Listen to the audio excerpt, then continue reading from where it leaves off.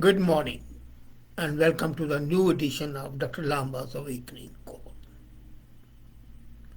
The question that people have been thinking about is when is China going to overtake USA to become number one economic power of the world? Its Border Road Initiative, CPEC, its great manufacturing facilities, its exploitation of Africa, and in fact economic colonization of Africa and parts of Asia. Its overpowering, overwhelming technological development were in fact clouding the judgment of the people. And they were considering this to be an economic behemoth. It turns out it might just be a paper tiger. Is China's Evergrande crisis not going to be a repeat of US Lehman movement, which brought a disaster to the millions of Americans? The facts are slowly emerging, and these facts are not very palatable to the economy of China. As a matter of fact, we find that they might be the tip of the iceberg. We are aware that China has been hidden behind a bamboo curtain. If Russia was Iron Curtain, China has always been a bamboo curtain, and they projected, rightly to some extent, technological development, manufacturing base, and whatnot. And then they created an aura of almost economic invincibility. Because you go to the market and anything you want to buy is made in China. But yesterday, what happened? The global markets saw a sharp decline, and that was triggered primarily by China.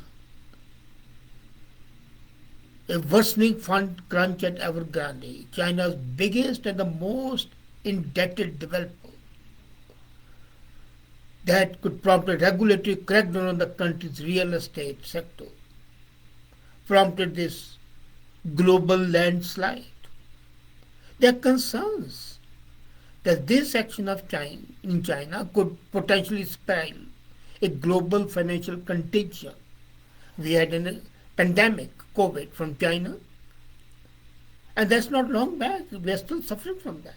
And now, a financial pandemic, which might increase the hunger, the food shortage, economic disaster, joblessness. And then we saw that the way China was being projected was manipulation. I posted day before how World Bank president was personally directing that the data be manipulated to project the progress and ease of doing business in China so that the foreign investment flows in. Is China not suborning and buying the world institutions? First, WHO did not say a word about pandemic, and now they have stopped all investigation.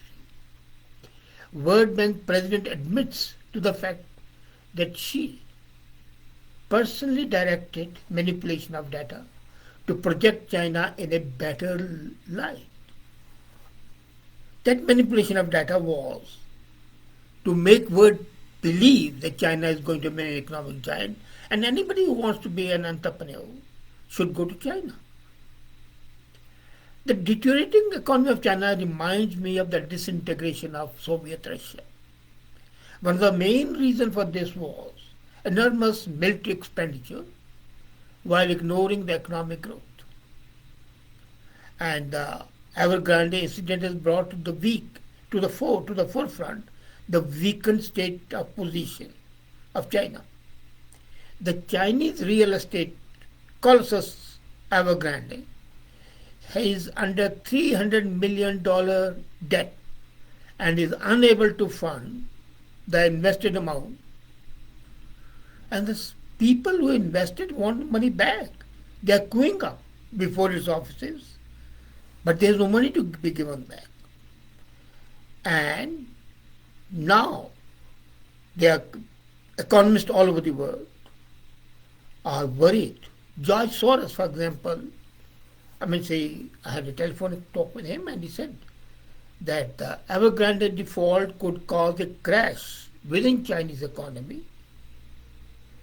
And then Global Times, the official organ of the Chinese government and the CPC, Chinese Communist Party, has rejected the remarks, and they say it's an isolated incident. But then they say the impact is definitely going to be felt. It's like an underground earthquake. The national home sales in China have tumbled by 19.7% in 1 year. It's the largest drop since April 2020. And if this trend continues, China is in for trouble. Do you remember a similar situation existed in 2017 before the pandemic, when the downturn in China's economy became a focal point of debate? There's a book, if you have read it, written by Anne Lee, a former visiting professor at Peking University, and she has forcefully argued that the Chinese economy is very robust when you see it, but it's like a painted house of cards, and it can collapse any time. But then I would not be impacted by such books or such articles, even not by the statement of Soros, though he confided in me specifically. No. Let's have a dispassionate analysis of the facts. Look at the Chinese industrial production. It slipped 1.1% in March compared to what it was 1 year back. Now you would say that 1.1% is not much, but looking at the trillions of dollars, it amounts to a huge sum. Secondly, the industrial production, while it slipped by 1.1%, the retail sales fell by 15.8%. And when the retail sales fall, that shows that the consumers, ultimate customers, the people at large don't have money. Then the investment in fixed assets has also decreased by 16.1%. So retail sales fall by 15.8%, and the fixed assets are down by 16.1%, and that is just in first 3 months. Now, Chinese economy has shrunk. Now, this is going to be a shock to you. It has shrunk by 6.8% in first 3 months of this year as compared to last year. And the predictions are that the Chinese workforce will decrease by 35 million over the next 5 years. Now, when 35 million people become unemployed in a period of 5 years, you can well imagine. There is an independent research consultancy based in London called Capital Economics. And they say that the workforce in China would be declining every year by 0.5%. So total would be more than 35 million. And the impact on GDP would be identical. So because the people are going to be unemployed, so GDP would fall. Now let's see and examine the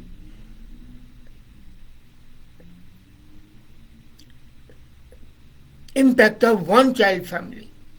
They have discarded that concept now, but in 2017, the ratio of 6 workers in 2064 age bracket, the age bracket of workers counting from 20 when they're out of the college to the retirement age, and they 6 workers were supporting one senior citizen who was 65 plus.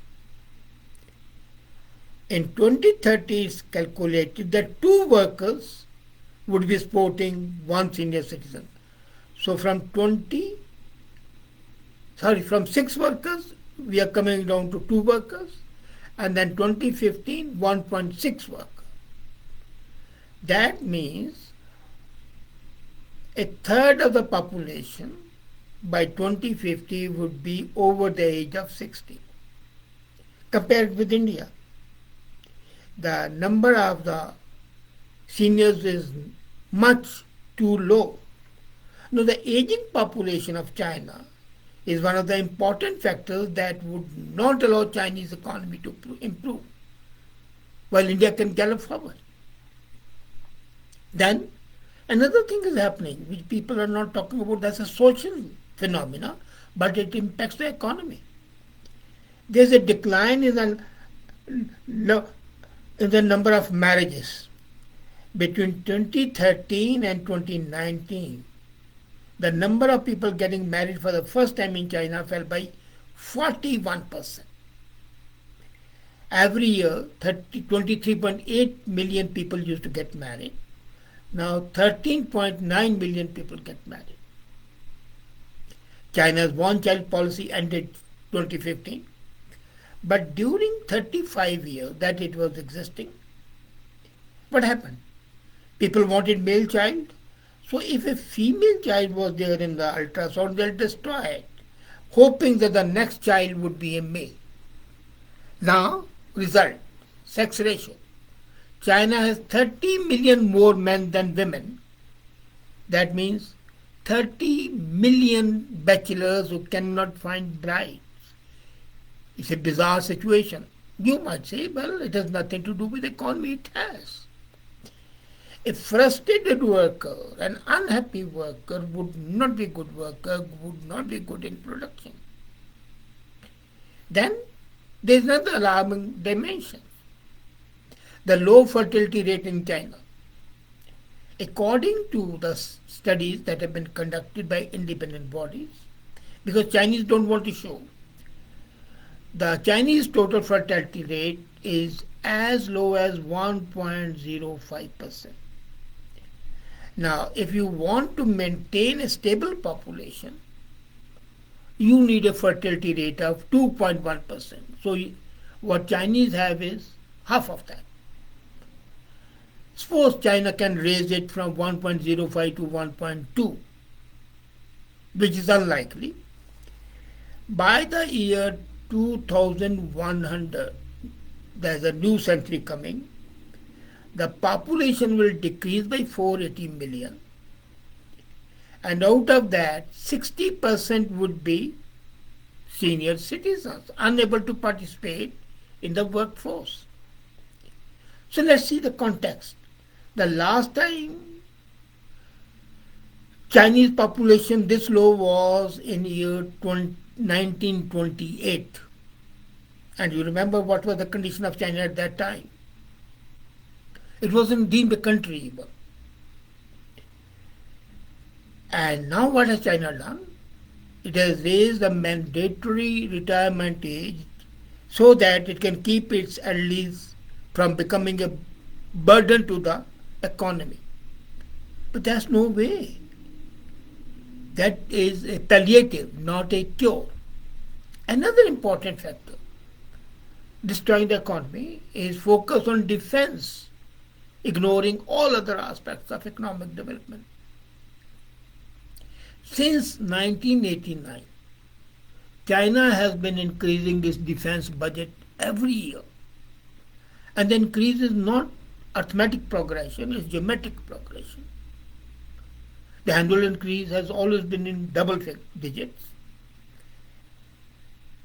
In 1989, the defense budget was $18 billion. 1989.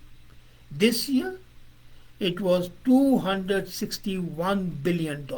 Now, when you spend that much money only on the defense, which is not a productive one, it definitely is going to hinder your economic progress.